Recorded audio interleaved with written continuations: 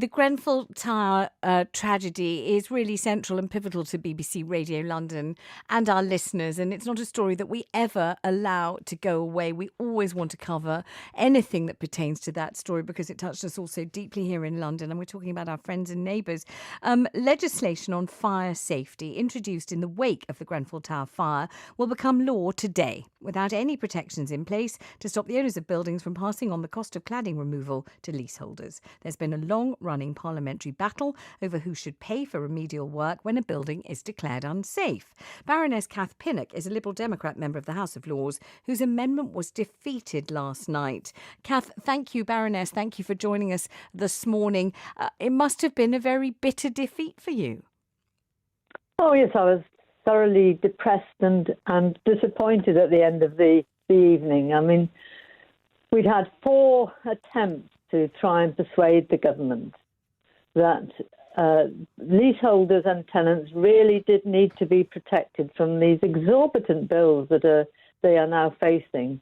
And sadly, without the best efforts of a lot of people, we didn't manage to make them change their mind.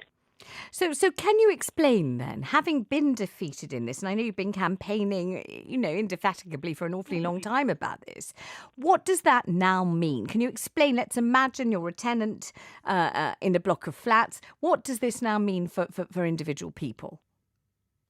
So the issues are these, that as you rightly pointed out, this is all stemmed from that dreadful and tragic fire at Grenfell. Yes. And the cladding that was wrongly put on and is flammable, so it goes up in flames very quickly. So the government rightly said that it had all those sort of cladding panels had to be removed from blocks of flats, and it's going to be a huge cost. So they think estimates, I don't really know, about £16 billion across the country. And for some blocks, there will be a government grant available to remove the cladding. But not all blocks will be able to benefit from that. And there isn't sufficient money because the government's only granted £5 billion. And as I've said, there's 16 altogether. So there's a big gap that currently the leaseholders are going to have to pay for. Mm-hmm. And the added problem is when cladding is removed from the blocks, what contractors are finding is that there are other fire safety hazards that have been built in or not built in to the building when they were first constructed. No fire breaks, for instance, which is a statutory requirement, and those aren't covered by the government grant. So there's a block of flats in Paddington. Yes. That I found out about. They've had a grant from the government to get the cladding off, which is great. They still got a bill of £40,000 for every leaseholder in that block to pay for the other defects. And what is supposed to happen to you if you simply can't afford it, if you just haven't got £40,000, if it will break you? What are you to do? How many of us have got £40,000 well, exactly. That's what stashed down the back of the sofa? What about spending £40,000 on a sofa, which is quite pertinent to what we're talking about this morning? Yeah.